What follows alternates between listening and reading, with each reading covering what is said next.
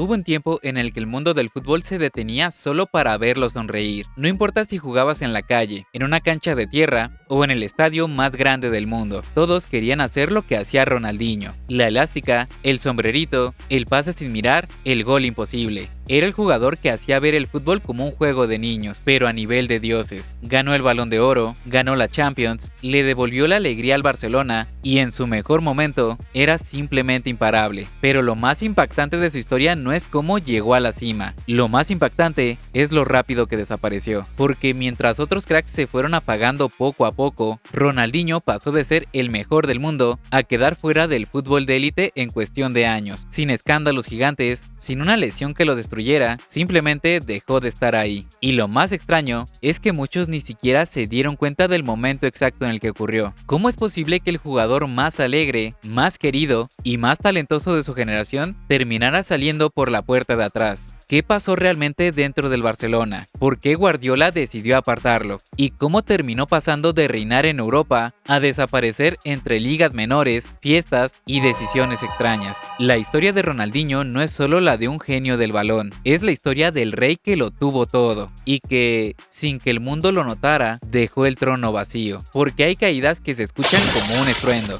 y hay otras que ocurren en silencio. Y la de Ronaldinho fue una de las más silenciosas y tristes que ha visto el fútbol moderno. Si quieres entender cómo el jugador que hizo feliz a todo el planeta terminó perdiéndose en su propia leyenda, hay que empezar por el principio. Ronaldinho no nació como una estrella, nació en un barrio humilde de Porto Alegre, en Brasil, donde el fútbol no era un deporte, era una forma de vida. Su nombre real es Ronaldo de Assis Moreira, pero desde niño ya le decían Ronaldinho porque era el pequeño Ronaldo del barrio, y desde esa edad ya hacía cosas que no parecían normales. Su padre, que trabajaba en el Club Gremio, fue quien lo metió al fútbol, pero la historia tiene un golpe duro desde el principio. Cuando Ronaldinho tenía apenas 8 años, su padre murió ahogado en la piscina de su casa. Fue un golpe fuerte para toda la familia. A partir de ese momento, su hermano mayor, Roberto Assis, se convirtió en su figura principal. Fue su representante, su guía y la persona que tomaría muchas decisiones clave en su carrera. Ronaldinho creció jugando fútbol sala y eso se notaba. Tenía control de balón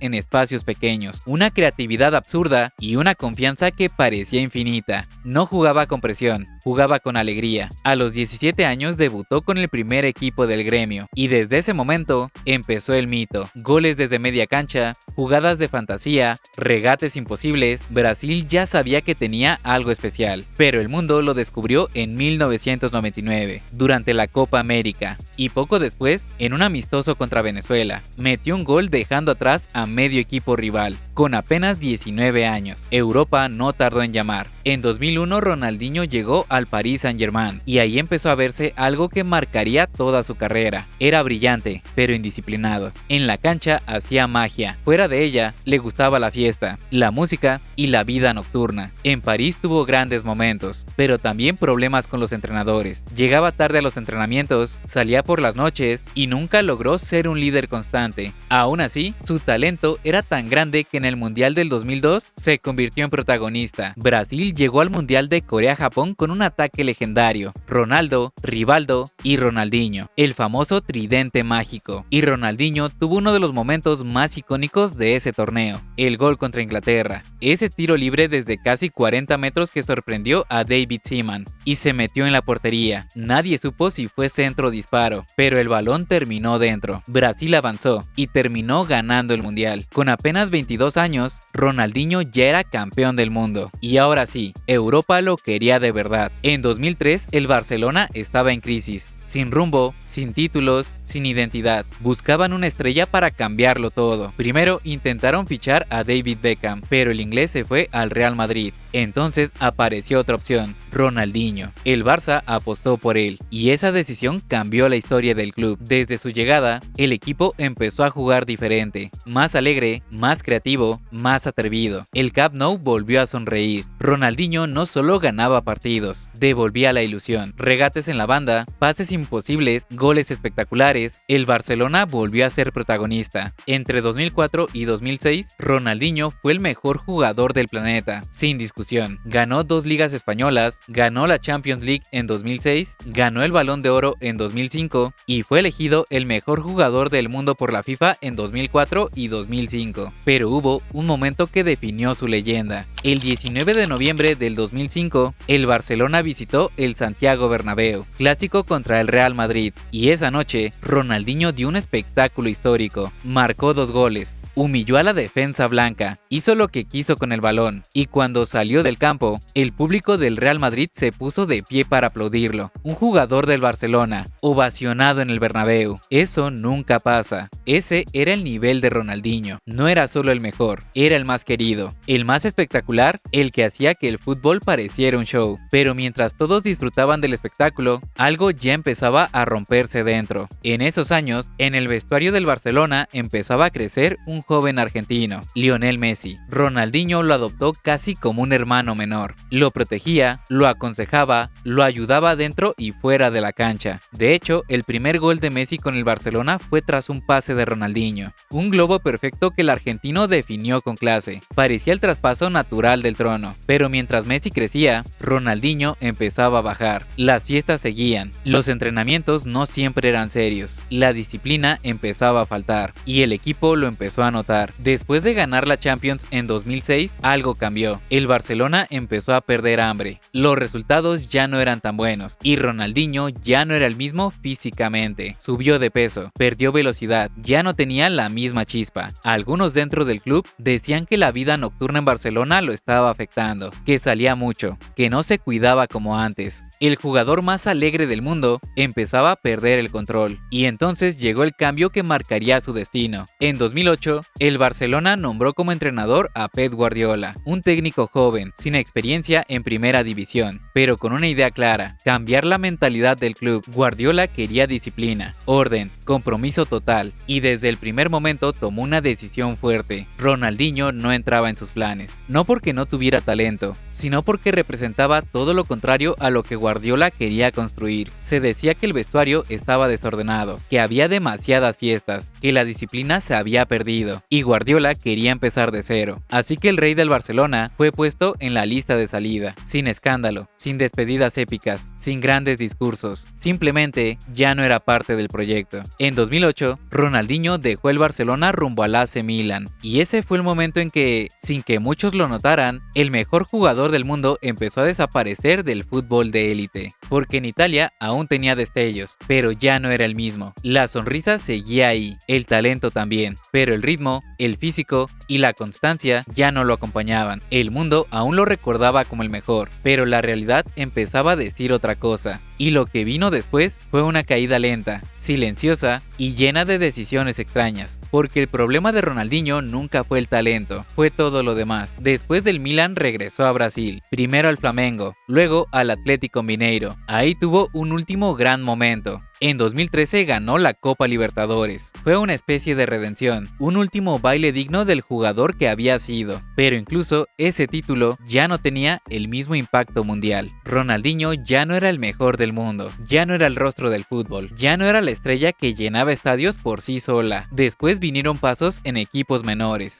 como el Querétaro en México o el Fluminense. Y finalmente, el silencio. Sin un partido de despedida oficial, sin una última gran temporada, sin un cierre épico, simplemente dejó de jugar. Y eso es lo que hace su historia tan distinta a la de otros grandes. Zidane se retiró en una final del mundo. Cristiano y Messi han alargado su carrera al máximo nivel durante casi 2 décadas. Modric sigue compitiendo en la élite con más de 40 años. Pero Ronaldinho tuvo su mejor versión solo durante unos pocos años. Entre 2004 y 2006 fue el mejor jugador del planeta, el más querido, el más espectacular, pero su pico fue corto. Y eso nos deja una pregunta incómoda. ¿Qué hubiera pasado si Ronaldinho hubiera tenido la disciplina de Cristiano, o la constancia de Messi, o la mentalidad de Zidane? Muchos creen que habría sido sin lugar a dudas el mejor jugador de la historia, porque el talento le sobraba. Ronaldinho hacía cosas que ni siquiera Messi o Cristiano hacían en sus mejores años. Jugaba con una libertad y con una creatividad que parecía imposible. Pero el fútbol no es solo talento, es rutina, es sacrificio, es disciplina diaria, es decir no a muchas cosas para poder decir sí al balón. Y Ronaldinho eligió vivir de otra manera. No eligió la obsesión, no eligió la rigidez, no eligió el sacrificio extremo, eligió la alegría, la música, la fiesta, la sonrisa. Y eso lo hizo único, porque Ronaldinho no fue el jugador más disciplinado, pero probablemente fue el más feliz dentro de la cancha. Y tal vez por eso, aunque su carrera no duró tanto en la cima, el mundo lo recuerda con más cariño que a muchos otros. Porque cuando Ronaldinho jugaba, el fútbol no parecía un negocio, parecía un juego. Y eso es algo que casi nadie ha vuelto a lograr. La historia de Ronaldinho es la prueba de que el talento por sí solo no garantiza una carrera eterna. Fue el mejor del mundo.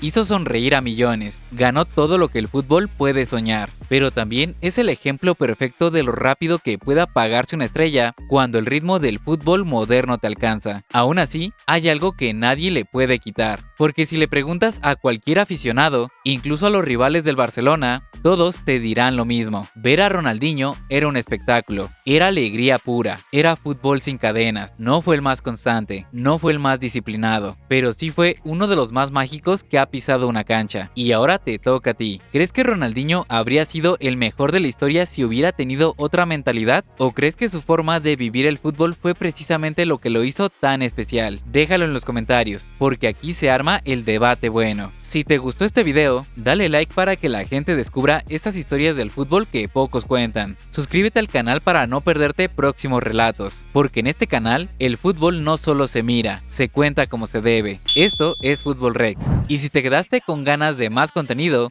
te voy a dejar por aquí este video, donde te cuento cómo Samuel Umtiti cambió su rodilla por un mundial. ¿Qué esperas? Nos vemos en este video.